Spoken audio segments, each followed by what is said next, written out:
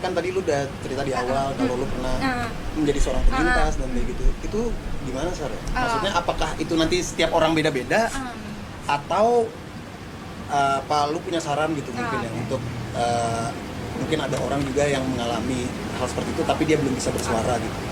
Sebenarnya kalau misalkan ini mungkin nanti dikasih trigger warning aja kali ya, soalnya pengalaman pelecehan seksual itu bisa beneran nge-trigger orang yang pernah jadi korban juga. Dan bisa gue bilang maksudnya setiap perempuan itu atau setiap laki-laki itu pasti punya pengalaman nya masing-masing gitu. Gue tuh pertama kali ngalamin pelecehan seksual secara sadar itu saat gue SMP.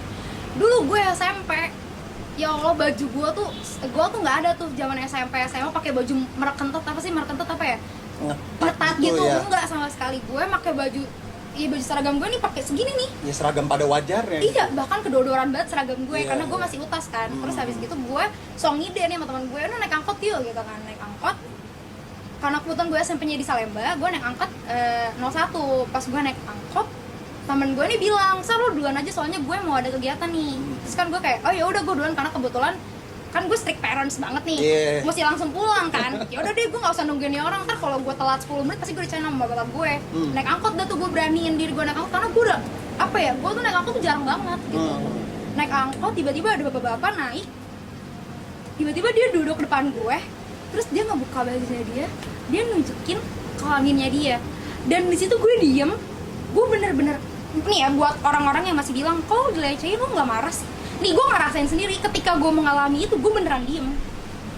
Gue nggak tahu pengen ngapain, gue bener-bener diem ngebatu, tapi di dalam hati gue nggak bisa lari sih kayak gitu, ngerti gak sih? Kayak gue tahu itu salah tapi gue nggak bisa gerak gitu. Sampai sekitar 2 menitan gue baru kayak gitu. Terus habis itu gue berhenti minta ketok, gue turun di Gramedia Matraman. Terus habis itu gue langsung naik bajai. Di bajai gue nangis jadi-jadinya. Ditanya dong sama bajainya, "Oh mbak kenapa?" Dan gue di situ kayak ngerasa dia juga ancaman buat gue nih abang. Gue langsung kayak ngetok-ngetok lagi, gue turun lagi nyari bajai lagi, yang dimana gue nggak mau dapet bajai yang nanyain gue kenapa, karena gue ngerasa ketika mereka notice gue nangis, gue ngerasa itu salah satu bentuk ancaman buat gue karena mereka mengetahui gue saat ini sedang lemah. Pulang nyampe rumah gue nangis segala macem. Untungnya gue punya bokap yang suportif banget. Bokap gue tuh ya preman kali ya, bokap gue tuh emang rebel gitu. Dia langsung, ikut papa, naik motor di bawa golok, dia nyariin tuh bapak-bapak, nyariin angkot 01 yang ada tuh bapak-bapak, pengen, ya namanya bapak kali ya, nggak mau anaknya dia apa-apain, pengen gue habisin kayak gitu. Terus gue yang, oke nih bapak gue support gue, tapi gue nggak bisa ngelupain itu. Bener-bener gue sampai nggak masuk sekolah 5 hari gara-gara itu. Gue stres banget anjir, gue ngeliat itu orang, ngeliat itunya cowok, dan itu nggak ada kepengenan gue sama sekali. Tapi maksudnya apa di angkot itu nggak ada orang lain? Di angkot itu cuma ada gue satu, si pelaku sama supir sama orang depan. Bahkan gue mau teriak, "Bapak ini orang ngapain aja, gue nggak mampu," gitu. Jadi emang benar gitu, maksudnya kalau misalkan ada orang yang bilang, "Kok lu dilecehin nggak marah sih?"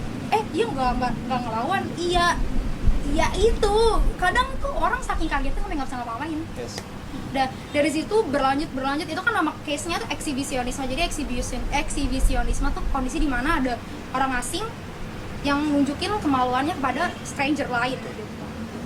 Ada yang bilang sih itu penyakit kejiwaan ya, tapi menurut gue tapi itu nggak bisa dijadiin sebagai permission gitu loh buat ya, nggak bisa dijadiin alasan. Iya nggak bisa, jadi harus dan gue tuh ngalami itu 3 kali loh. Dan itu semua di saat 1 pas SMP, 2 pas SMA, jadi 3 kali. Dan itu semua di ruang publik. Di ruang publik. Bahkan 2 kali ini di komplek rumah gue sendiri. Cil. Satu nih di ini ya, depan Sevel rame lah pasti anak-anak nongkrong kan. Tiba-tiba ada mobil lewat, nanya alamat. Pas gue mau jawab, "Oh ini Pak," tiba-tiba dia tuh sambil kayak begitu di dalam mobilnya sambil masturbasi. Terus di depan komplek rumah gue sendiri. Udah, maksud gue itu benar-benar gila banget ya kan. Udah dari hal itu gue tuh jadi kayak punya apa ya, ketakutan sampai pas SMA. Jujur gue ini punya postur badan yang bisa dikatakan orang tuh agak curvy kan, ya beginilah.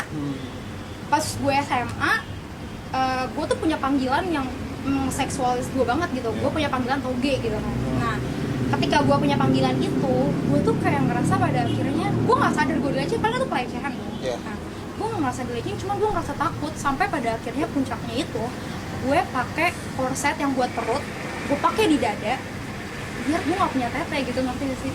Maksudnya itu gue lakuin karena itu nyiksa gue banget gitu. Itu nyiksa gue banget. Iya, pakai korset di dada pasti sakit banget lah. Itu gue pakai biar gue nggak dipanggil itu lagi. Itu gue lakuin gitu. Nah puncaknya juga gue sempat lagi numpang ngeprint di suatu warnet, terus tiba-tiba ada yang nyolek gitu. Langsung. Iya.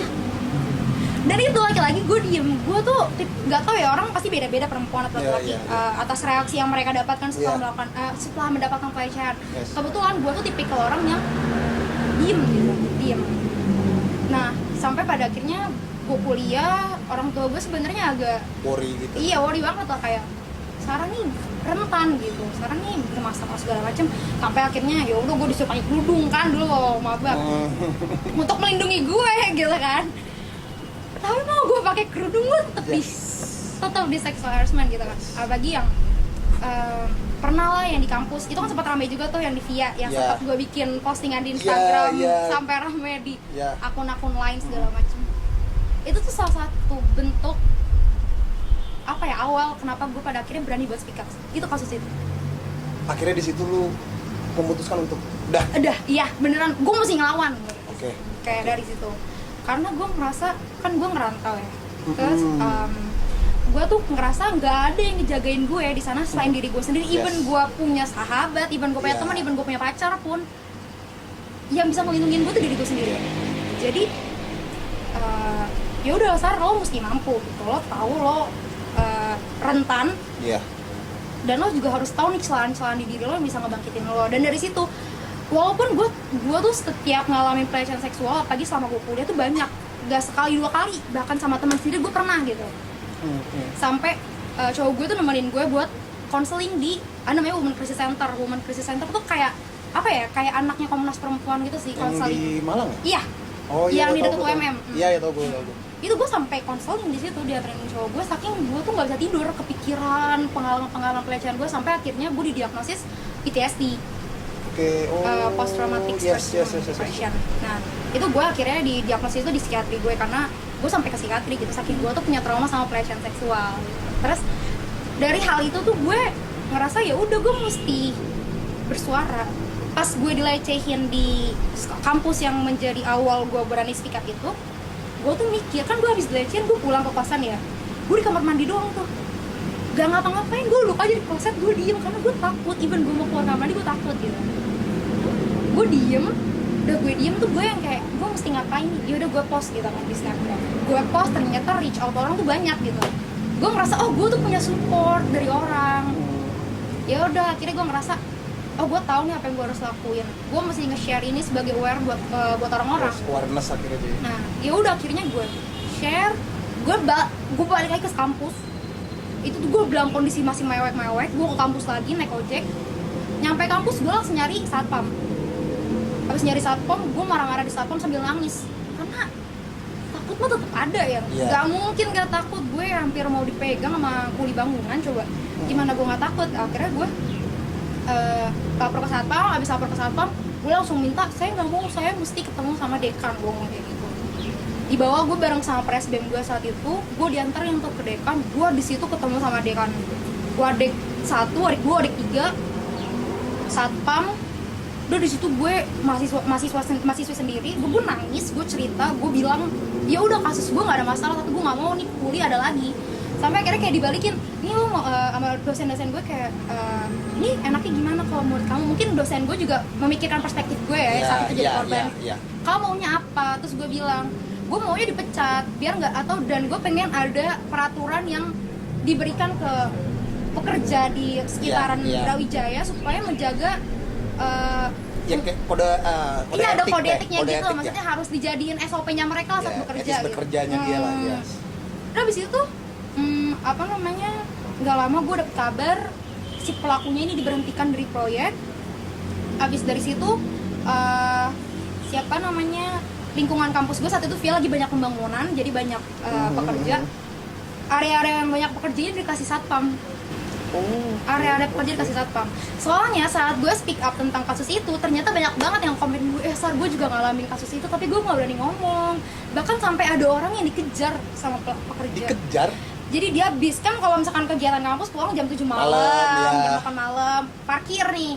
Habis parkir mau ngambil motor, ada yang lagi nongkrong gitu, pekerja-pekerja gitu. Terus dikejar. Tapi dia nggak berani ngomong gitu ya, maksud gue tadinya hal kayak gini tuh bukan gue dong yang ngalamin, tapi nggak ada yang berani speak up gitu. Ya udah gue mikir kayak ya udahlah. Mulai hari itu gue bertekad sama diri gue sendiri, ketika gue berani buat bersuara atas apa yang gue alami, gue juga harus bantu orang lain. Nah dari situ gue aktif ikut kegiatan-kegiatan keperempuanan. Maksudnya keperempuanan tuh gue aktif ikut organisasi keperempuanan di Malang, kayak ada Resistar gue ikut, terus gue ikut sekolah gender, gue ikut-ikut deh, gue baca buku karena gue ngerasa kasus pelecehan seksual ini tuh dianggap orang tuh masih remeh. Karena gue ngerasa ini jadi budaya gitu loh. Bahkan sampai ada orang yang bilang ketika lo udah di catcall sama orang, tandanya lo udah gede, tandanya menormalisasikan catcall dong. Dan itu gue kayak gue harus cari tahu nih dari dasarnya nih awalnya apa, sampai akhirnya gue menekuni kajian-kajian feminisme kayak gitu.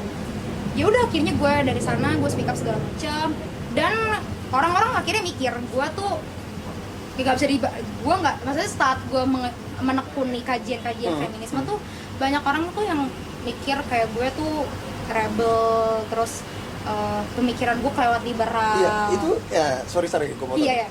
Itu maksudnya ya lu tau lah, ada pasti ada pro and cons dari cara lu melakukan speak up itu. Betul. Itu pasti ada perlawanannya pasti lagi banget gitu. Ada. Nah itu gimana Sar? Maksudnya kan di sini kan lu you're helping other by helping yourself. Menurut gue sih gitu. Betul. Lu ngebantu orang karena tahu lu itu akan membantu lu juga gitu betul. loh. Tapi kan pasti ada ya tadi lu bilang ada pro dan cons-nya.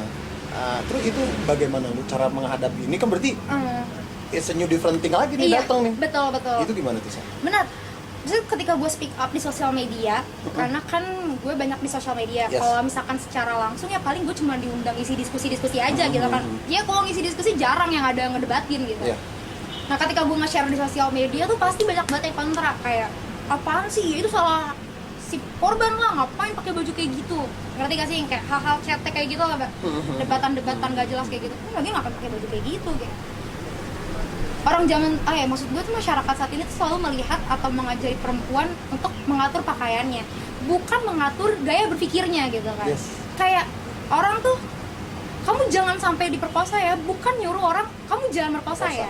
Kayak hal-hal kayak gitu loh. Dan itu tuh selalu jadi apa ya, gue tuh sampai dulu awal-awal gue didebatin sama orang, gue ngerasa iya apa yang gue lakuin tuh bener apa salah sih, atau emang salah di baju gue. Padahal gue mikir, tapi kan gue dilecehin di kampus, gue pakai hijab lagi, nggak mungkin di kampus gue pakai tank top, kan nggak mungkin gue di kampus pakai baju tete gue kemana-mana gitu kan. Iya di kampus gue nggak pakai hijab ya, pasti gue pakai baju lengan panjang, dan itu gue masih jadi korban. Terus lo masih nyuruh gue pakai baju yang rapi, di saat temen gue pakai cadar naik KRL di jalan, dia dilecehin di KRL, dia pakai cadar gitu. Maksud gue kita tuh saat ini terlalu sibuk ngurusin orang pakai baju apa dibanding sibuk ngurusin orang buat mikir apa gitu. Dan itu maksud gue ya kontra pasti ada, tapi gue yakin dan gue selalu nekanin ke diri gue yang pro jauh lebih banyak, yang butuh bantuan untuk menyuarakan terkait pelecehan seksual tuh jauh lebih banyak dibanding lo sibuk ngurusin omongan orang yang gak setuju sama pendapat lo. Mending lo sibuk ngurusin orang yang butuh bantuan lo. Gue selalu mikir kayak gitu. Udah dari situ gue ngerasa itu ya udah hal-hal biasa aja. Jadi gue kayak ngerasa, tapi gue di satu sisi gue tetap nge-edukasi mereka, kayak gue suka nge-share tentang informasi terkait pentingnya awareness terkait pelecehan seksual, terus awareness tentang oh ini tuh pelecehan seksual loh, kayak catcalling itu pelecehan seksual loh. Dan gue ngasih awareness terus, ngerti gak sih?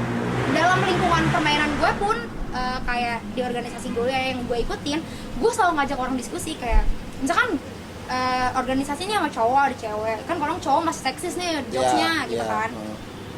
Nah itu pasti gue, lo jangan kayak gitu. Even awal-awal gue dikira nggak asik sih, tapi gue bodo amat gitu. Tapi akhirnya teman-teman cowok gue yang kayak akhirnya mereka notice sendiri, dan akhirnya teman-teman cowok gue yang dulu mereka aware juga. Nah teman-teman cowok gue yang dulunya gue tegur, sekarang mereka malah pinter. Akhirnya lingkungan organisasi gue tuh jadi healthy. Iya, jadi healthy, jadi sehat, jadi ramah gender, dan itu sangat sangat aman lah buat teman-teman perempuan. Dan pada akhirnya gue ngerasa ya gak sia-sia aja buat speak up gitu. Walaupun in other side gue tuh sempat ngerasa capek sih buat speak up atau buat sharing tentang pelecehan seksual, karena itu jadi beban tersendiri buat gue. Maksudnya? Karena kan gue korban, terus gue mesti mendengarkan cerita korban lain. Itu tuh kayak anjir, gue juga ngerasain lagi. Akhirnya gue ikutan. Ketika ada temen nih, kan pasti orang ngeliatnya, oh Sarah nih suka speak up, apa gue cerita sama Sarah aja buat nanya saran gue mesti apa. Nah ketika temen gue ada cerita sama gue ikutan nangis. Gue ikutan nangis 3 hari juga sama mereka gitu, sampai akhirnya ya udah, akhirnya gue dibawa ke WCC, akhirnya gue nggak selesai di WCC, akhirnya gue dibawa ke dokter, ke psikiatri, sampai akhirnya gue mesti minum obat segala macam. Gue sempat pengen berhenti gitu, kayak gue capek-capekin diri gue aja, gue nggak bisa tidur nih, gue nangis mulu nih, gue jadi emosi gue jadi nggak kontrol nih. Tapi ya nggak bisa gitu, gue merasa punya beban moral sebagai seorang manusia yang harus membantu manusia lain sih. Karena gue tahu gitu loh, perempuan itu masih dianggap kaum rentan kan. Iya. Kadang buat minta tolong sama laki-laki pun mereka nggak mampu, atau sama teman-teman yang lain pun nggak mampu. Dan gue tuh ngerasa gue mau menjadikan diri gue dan sosial media gue sebagai ruang aman bagi perempuan gitu. Jadi gue kayaknya bakal terus menerima ajakan orang buat cerita, ajakan orang buat diskusi. Jadi ya udah, gue mencoba untuk melihat kasus pelecehan seksual ini sebagai apa ya, sebagai pembelajaran buat gue, bukan sebagai beban buat gue. Tapi menarik ya Sarah, karena di satu sisi lu pernah mengalami itu, dan lu akhirnya sekarang membantu diri lu dengan lu membantu orang lain. Yang dimana lu tahu pasti ada, gue bakal ada serangan lagi nih, kayak betul, betul banget. Tapi di satu sisi lu juga ngebantu orang untuk aware. Nah tapi Sar, awareness ini kan berarti kan kita ngomongin circle kita dulu kan. Dari kecil ya, circle kita dulu gitu. Apalagi sekarang lu menggunakan sosial media yang gue yakin purpose lu salah satunya adalah untuk awareness ini bisa tersebar lebih luas kan. Tapi menurut lu apa itu udah menjadi salah satu cara paling tepat hari ini? Sebenarnya kalau misalkan dibilang salah satu cara yang paling tepat menyebarkan awareness lewat sosial media sih, menurut gue saat ini ya, bagi gue yang saat ini nggak punya kemampuan untuk membuat undang-undang, nggak punya kemampuan untuk demo setiap hari ngejar pemerintah buat mengesahkan RUU PKS atau apapun, menurut gue itu salah satu hal kecil yang paling bisa apa ya, menggait banyak orang. Karena ketika lo nge-share di sosial media, pasti kan orang notice, apalagi orang zaman sekarang pasti main HP terus kan, main Instagram terus, main TikTok terus, main Twitter segala macem.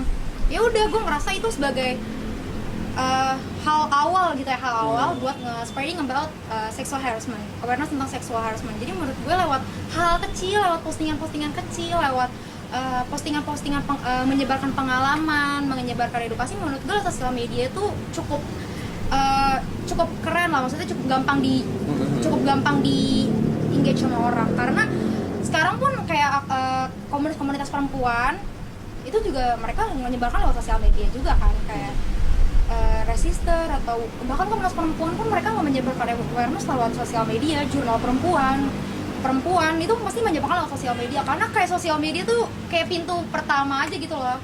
Apalagi kita lagi pandemi ya saat ini, jadi kayak sosial media tuh pintu utama buat menyebarkan.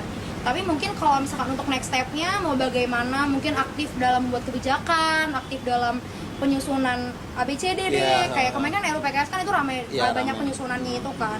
Ya itu mungkin itu bisa jadi next step, tapi untuk first step-nya itu lewat sosial media menurut aku tuh salah satu hal yang paling bisa sih. Karena ya kita pasti megang HP terus segala macam. Ngomongin yang tadi masalah visum dan kan ada juga nih berita nih yang belum lama ini tuh yang kasus anaknya anggota DPRD. Yang nikahin tadi akhirnya disuruh nikah. Ini itu seakan-akan ya udah kayak rumus dari zaman dulu. Ya dia melakukan pemerkosaan.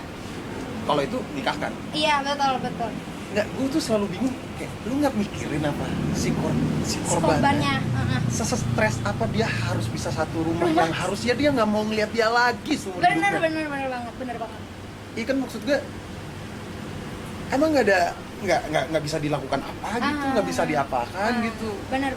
Itu tapi menurut lu gimana, Sar? Apakah harusnya ini kan itu kan udah di luar sexual harassment, ini udah the most, ini udah paling kejinya nih.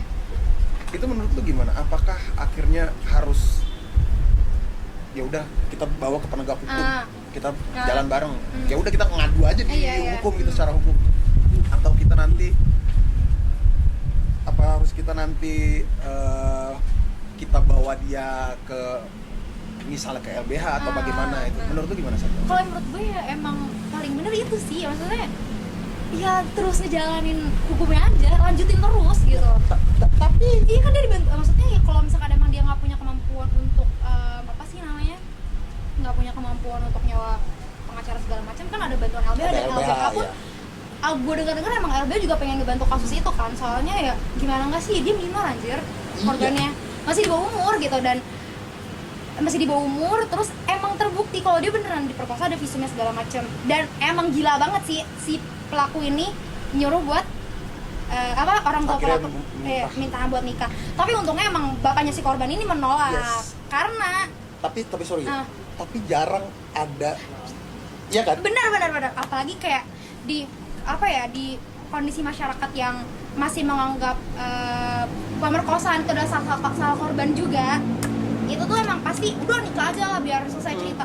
Itu sih maksudnya kayak orang tuh mikirnya tuh kayak ya udah jalan utama dan solusi dari segala permasalahan seksual harassment, mau itu pemerkosaan, rape atau apapun itu, ya udah nikahin aja. Kayak itu tuh solusi utama menurut orang-orang gitu. Padahal pernikahan itu sampai malah jadi awal dari segala permasalahan gitu. Apalagi gimana lu mesti nikah sama orang yang udah ngelecehin lo, yang udah nyakitin lo, yang udah bener-bener ngancurin segala-galanya di hidup lo, dan lo mesti hidup sama tuh orang, itu kan udah dan lo sama aja ngebunuh tiap hari, dan sama aja ngebunuh nggak sih? Setuju. Apalagi kan maksud gue orang yang dipaksa nikah sama orang lain yang nggak pernah dilecehin sebelumnya aja dia bisa bunuh diri loh. Gimana sama orang dipaksa nikah sama orang yang udah ngelecehin? Maksud gue, dan itu tuh malah jadi kayak pantikan buat orang-orang di luar sana, buat yaudah gue merkosa orang aja, tau nanti gue juga tinggal disuruh kawinin orang aja. Kalau sampai misalkan kondisinya, case-nya kalau ternyata bapaknya korban ini ngizinin kan itu kan bisa jadi kayak pantikan orang-orang lain buat ngelakuin pelecehan seksual, dan pada akhirnya gak punya ketakutan akan melakukan pelecehan seksual karena ya udah tinggal dinikahin aja gitu kan. Tapi alhamdulillah si bapaknya masih mikir ya gitu, karena anaknya nih jadi korban, masa masih nikah sama si tapi 1 banding berapa loh ya bapaknya melawan kayak gitu. Bener. Dan emang kasus ini kan bagusnya kesebar gitu kan, ditambah karena si pelaku ini anaknya DPRD atau DPRD. Anaknya DPRD. Coba kalau misalkan case ini dialamin sama orang yang bukan siapa-siapa gitu, udah fix banget pasti disuruh nikah gitu kan. Makanya ya gimana ya, bentuk penyadaran terkait awareness terkait pelecehan seksual ini tuh emang susah banget. Tapi kalau lo nggak mulai dan lo selalu nganggap susah, ya nggak bakal jalan gitu kan. Makanya mau dari hal kecil apapun tuh gak usah pakai kata tapi sih kalau menurut gue. Misalkan lo share di sosial media nih, tapi kan nanti menurut gue ya udah lo jalan aja. Pun gue, nyokap gue itu nikah di umur yang minor. Nyokap gue nikah umur 16 tahun. Dan gue selalu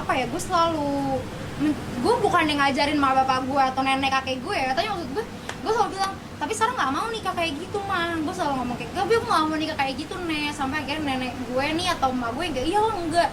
Akhirnya nenek gue atau emak gue tuh selalu ngingetin teman-temannya yang lain nih. Kayak emak gue ikut aktif pengajian, anaknya nih masih minor suka. Soalnya kan gue tinggal di daerah kampung ya, yang masih desa banget nih, gue tinggalnya nih. Kayak masih juga banyak yang pernikahan dini gitu loh. Nyokap gue tuh selalu mencoba untuk mengingatkan juga. Terus nenek gue nih di kampung juga di Jawa Barat, gue juga Mimi kalau misalkan ini masa Mimi mau melihat anak sumuran Sarah nikah sih kayak gitu-gitu. Maksud gue mencoba untuk menginformasikan ke orang-orang yang menurut gue bisa menyebarkan lagi gitu lah. Dan menurut gue ya selama itu baik, menurut gue nggak bakal ada tapinya, ya udah jalanin aja. Dan kayak di circle pertemanan gue juga selalu ngingetin mereka kok, kayak teman-teman lo ini atau dari teman lo ke teman lo yang ini ya lo sebar aja, maksudnya pelecehan seksual. Ya mau akhirnya jadinya. Iya, karena emang pelecehan seksual tuh selain lewat sosial media tuh harus lewat mulut ke mulut juga gitu. Apalagi kan ibu-ibu kan lebih aware lewat mulut ke mulut. Tapi emang sih kenapa pada akhirnya pelecehan seksual ini edukasinya agak susah diterima oleh orang-orang yang umurnya tua-tua atau kelompok-kelompok yang kayak nggak berpendidikan gitu ya. Karena bahasa yang dipakai sama teman-teman terkait menjabarkan edukasi terkait pelecehan seksual itu bahasanya agak ngedaki-daki gitu loh. Maksudnya? Susah dimengerti. Oke.